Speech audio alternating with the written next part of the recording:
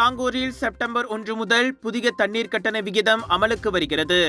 எனினும் மாதம் ஒன்றுக்கு 20 கனமீட்டருக்கும் குறைவாக தண்ணீரை பயன்படுத்தும் வீடுகளுக்கான குறைந்தபட்ச விகிதத்தில் மாற்றமில்லை. அக்குடும்பங்களுக்கு 1 கனமீட்டருக்கு 65 சென்ட் என்ற விகிதம் நீடிக்கிறது. தொகையாக பார்த்தால் ஒரு வீட்டுக்கு குறைந்தது 6 ரிங்கேட் 50 சென்ட் கட்டணம் விதிக்கப்படும். எனினும் 20 முதல் 35 கனமீட்டர் வரை நீர் பயன்பாட்டை கொண்ட குடும்பங்கள் 30 சென்ட் கூடுதலாக 1 கனமீட்டருக்கு 1 ரிங்கேட் 62 சென்ட் செலுத்தும். அதுவே 35 கனமீட்டருக்கும் கூடுதலாக தண்ணீரை பயன்படுத்துவோருக்கு 88 சென்ட் உயர்த்தப்பட்டுள்ளது. அடுத்த மாதம் தொடங்கி அவர்கள் 1 கனமீட்டர் தண்ணீருக்கு 3 ரிங்கேட் 51 சென்ட் கட்டணம் செலுத்த வேண்டும். வணிக கட்டடங்கள் மற்றும் குடியிருப்பு அல்லாத கட்டடங்களுக்கான புதிய கட்டண விகிதம் 57 சென்ட் அதிகரித்து 1 கனமீட்டருக்கு 3 ரிங்கேட் 51 சென்ட் என நிர்ணயிக்கப்பட்டுள்ளது. வழிபாட்டு தலங்கள் மற்றும் சமூக நல இல்லங்களுக்கு 10 சென்ட் அதிகரிக்கப்பட்டு 1 கனமீட்டருக்கு 76 சென்னை அவை செலுத்த வேண்டும். என்றாலும் வழிபாட்டு தலங்கள் மற்றும் சமூக நல இல்லங்களுக்கான இந்த கட்டண உயர்வை ஆண்டுக்கு 1 லட்சம் ரிங்கேட் என்ற அளவில் அரசாங்கமே ஏற்றுக்கொள்ளும். 40 ஆண்டுகளுக்கு மேற்பட்ட பழைய கல்நார் குழாய்களை விரைந்து மாற்றுவதற்கு இந்த கட்டண உயர்வு அவசியம் என மந்திரி பெசார் டத்தோஸ்ரீ அமீருடீன் ஷாரி கூறினார்.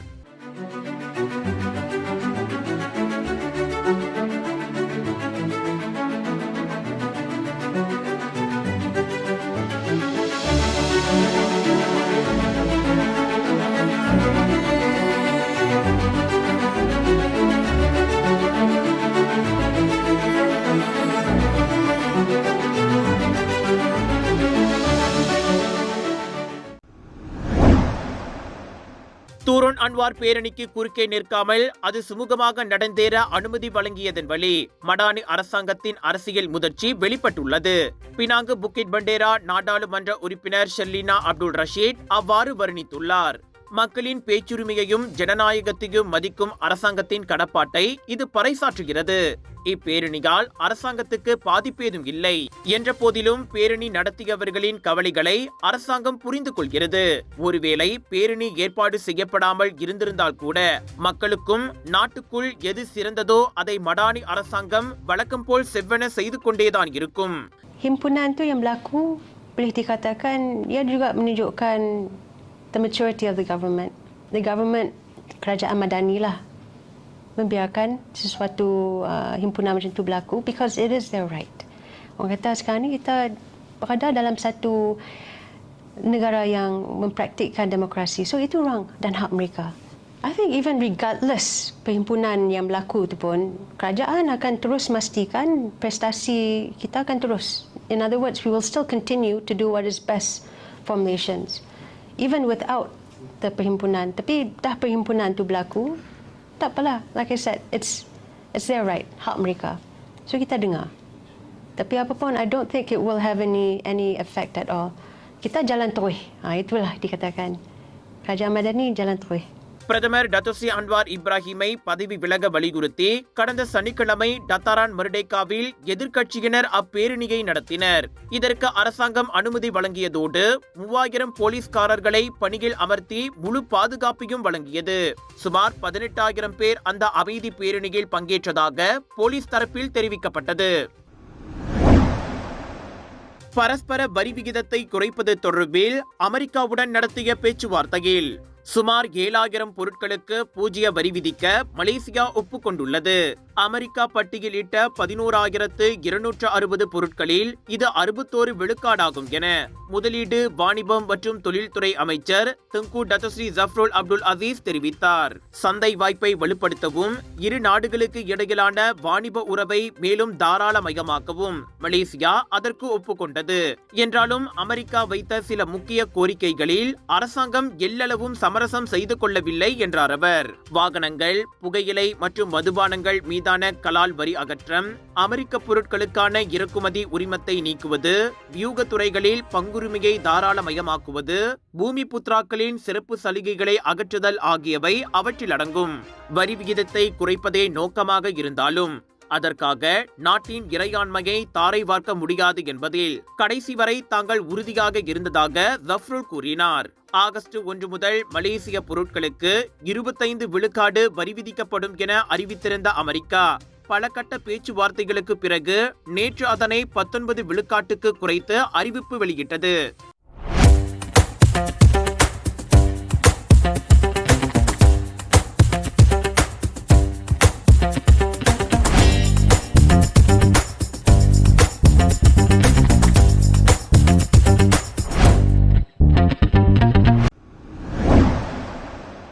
எஸ்ட்ரோவின் ஏரா மலாய் வானொலி அறிவிப்பாளராக தம்முடன் போடப்பட்ட ஒப்பந்தம் கடைசி நேரத்தில் ரத்து செய்யப்பட்டதை மூவார் நாடாளுமன்ற உறுப்பினர் Syed Saddiq Syed Abdul Rahman உறுதிப்படுத்தியுள்ளார். Malam, saya dimaklumkan oleh tim ERA atas sebab-sebab tertentu kerjasama ini tak dapat diteruskan. Apa maksud sebenar sebab-sebab tertentu? That is a story for another day. Tapi saya hargai kejujuran tim ERA dalam bab ini. I don't want to make it difficult for them as well. ERA dan Astro berbesar hati tetap mahu lunaskan bayaran kontrak yang dah ditandatangani. Dan saya akan salurkan 100% jumlah itu ke tabung biasiswa MUA seperti yang dijanjikan. அறிவிப்பாளர் பணிக்கு கிடைக்கும் ஊதியத்தை அப்படியே மூவாரில் ஏழை குடும்பங்களை சேர்ந்த 20 உயர்கல்வி கூட மாணவர்களுக்கு கொடுக்க முடிவு செய்யப்பட்டிருந்தது. இருதரப்பும் இணக்கம் கண்டு எல்லாமும் கைகூடி வந்த நிலையில் தவிர்க்க முடியாத காரணங்களால் இம்முடிவு எடுக்கப்பட்டுள்ளது. அதனை தம்மால் புரிந்து கொள்ள முடிவதாகவும் ஏரா நிர்வாகம் மற்றும் எஸ்ட்ரோ நிறுவனத்தாரின் அம்முடிவை மதிப்பதாகவும் 32 வயது சைட் சாடிக் தெரிவித்தார். ஒப்பந்தம் ரத்தானாலும் பேசிய தொகையை ஏரா நிர்வாகம் ஒப்படைத்துவிட்டது. எனவே தான் வாக்குறுதி அளித்தபடி அத்தொகை மூவார் மாணவர் உபகார சம்பள நிதிக்கு கொடுக்கப்படும் என சமூக ஊடகங்களில் வெளியிட்ட ஒரு வீடியோவில் அவர் கூறினார். தீக பாகி ஏரா காலை நேர நிகழ்ச்சிக்கு நடப்பில் இருக்கும் 3 அறிவிப்பாளர்களுடன் இணைந்து அறிவிப்பு செய்ய சைட் சாடிக் அந்த ஒப்பந்தத்தில் கையெழுத்திட்டதாக தெரிகிறது. புதிய இடம், புதிய தோற்றம், புதிய அல்டிமேட் டிஸ்கவுண்ட்ஸ், புதிய artist line up, millions of choices, நம்ப முடிய ஆச்சரியங்கள் நிறைந்த சவுதர்ன் இன்டர்நேஷனல் இந்தியன் எக்ஸ்போ, அனைத்துலக மாசான இந்திய விற்பனை திருவிழா. உங்களுக்காக இதை பிரம்மாண்டமாக வழங்குவது கலர்ஸ் ஆஃப் இந்தியா. 30 ஜூலை தொடக்கம் 3 ஆகஸ்ட் வரை டாப் அண்ட் ஷாப்பிங் சென்டர் ஜோஹர்பாருவில் 10 ஃபெஸ்டிவல்ஸ் ஒரே இடத்தில். Food festival, sari festival, divine festival, wedding festival எல்லாம் உண்டு. Get ready for shopping expo in top and shopping centre ஜோஹர்பாருவில். பினாங்கு புக்கெட் மர்தாஜாமில் சரியான உணவு, உடை மற்றும் போதிய பாதுகாப்பின்றி ஓராண்டுக்கும் மேலாக மோசமான சூழ்நிலையில் வாழ்ந்து வந்த 20 சிறார்களை சமூக நலத்துறை மீட்டுள்ளது. ஜூலை 21ஆம் தேதி நடத்தப்பட்ட ஓப்ஸ் அபாய் சோதனையில் ஒரு சேமிப்பு கிடங்கில் இருந்தும் பதிவு பெறாத கற்றல் மையம் ஒன்றில் இருந்தும் 4 முதல் 16 வயது வரையிலான 10 சிறுவன்களும் சிறுமிகளும் மீட்கப்பட்டனர். தாயுடன் இருந்த 15 நாள் பச்சிளங்குழந்தையும் மீட்கப்பட்டது. கைக்குழந்தை உட்பட அவர்களில் 12 பேருக்கு பிறப்பு பத்திரமே கிடையாது. சிலர் மலேசியர்கள், பிறர் வெளிநாட்டினர் என நம்பப்படுகிறது. மருத்துவ பரிசோதனையில் அவர்களில் யாருக்கும் உடலில் காயங்கள் எதுவும் கண்டறியப்படவில்லை. இந்நிலையில் 2 சிறார்கள் சட்டப்பூர்வ பாதுகாவலர்களிடம் ஒப்படைக்கப்பட்டுள்ளதாக மாநில ஆட்சிக்குழு உறுப்பினர் கூறினார். Sunshine Kids, the place where your kids shine, the fastest growing, award-winning, best preschool chain in the town. Welcome to our preschool, where learning meets fun. Our preschool provides a nurturing environment for young learners to thrive. www.sunshinekids.com.my முறையான சாலை வரி மற்றும் வாகன காப்புறுதியை கொண்டிராத 53 ஆடம்பர கார்கள் கில்லான் பள்ளத்தாக்கில் பறிமுதல் செய்யப்பட்டுள்ளன. சாலை போக்குவரத்து துறையான ஜேபிஜே மேற்கொண்ட ஓப்ஸ் லக்ஸரி சோதனையில் கைப்பற்றப்பட்ட அந்த Rolls Royce Lamborghini, McLaren, Aston Martin, BMW வாகனங்கள் ஒவ்வொன்றும் லட்சக்கணக்கான ரிங்கேட் மதிப்பிலானவை. ஒரு பிரபல தொழிலதிபருக்கு சொந்தமான 3 million ringgit Rolls Royce Cullinan SUV வாகனமும் அவற்றில் அடங்கும். 2022 முதல் சாலை வரி மற்றும் வாகன காப்புறுதியை புதுப்பிக்காத மெர்சிடிஸ் வாகனமும் பறிமுதலானது. அவ்வாகனங்களை ஓட்டிய 3 வெளிநாட்டவர்களும் அடையாளம் காணப்பட்டனர். அவர்களில் 2 வாகனமோட்டும் உரிமம் கிடையாது. இன்னொருவரோ போலியான அனைத்துலக வாகனமோட்டும் உரிமத்தை வைத்திருந்தார். இந்நிலையில் அவர்களுக்கு வாகனங்களை வாடகைக்கு விட்ட அல்லது ஓட்ட அனுமதித்த உரிமையாளர்களும் அடையாளம் காணப்பட்டுள்ளனர். அவர்கள் மீது கடும் நடவடிக்கை எடுக்கப்படும் என ஜேபிஜே அமலாக்க பிரிவின் மூத்த இயக்குனர் முகமது கிஃப்லி மாஅசான் கூறினார். டாக்டர் அப்பாராவ் சன்னாசையின் த ரப்பர் எஸ்டேட் பாய், பால்வெட்டியின் மகன் பல்கலைக்கழக விரிவுரையாளரான சுயசரிதை.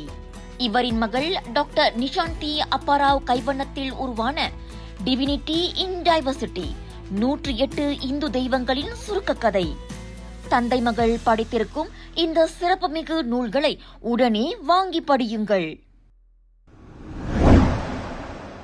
ஓரின புணர்ச்சி மற்றும் குழுவாக பாலியல் நடவடிக்கையில் ஈடுபட்ட சந்தேகத்தில் மலாக்கா இஸ்லாமிய சமயத்துறையும் போலீசும் இணைந்து 3 ஆடவர்களை கைது செய்துள்ளன.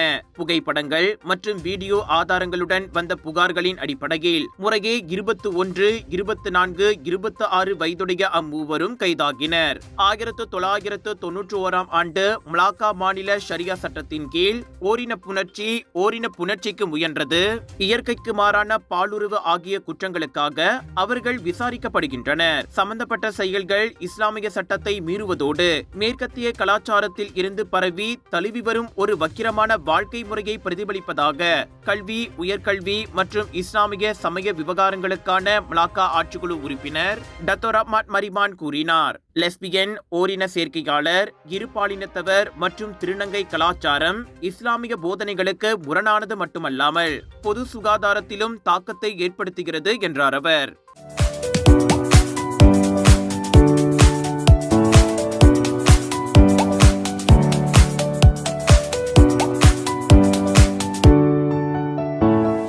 விலையோ மலிவு, செலவோ குறைவு, தரமோ உயர்வு, மனமோ நிறைவு. மக்களின் தேர்வு என்ரிகோஸ் முழு ஆடை சத்துள்ள பால்மாவு.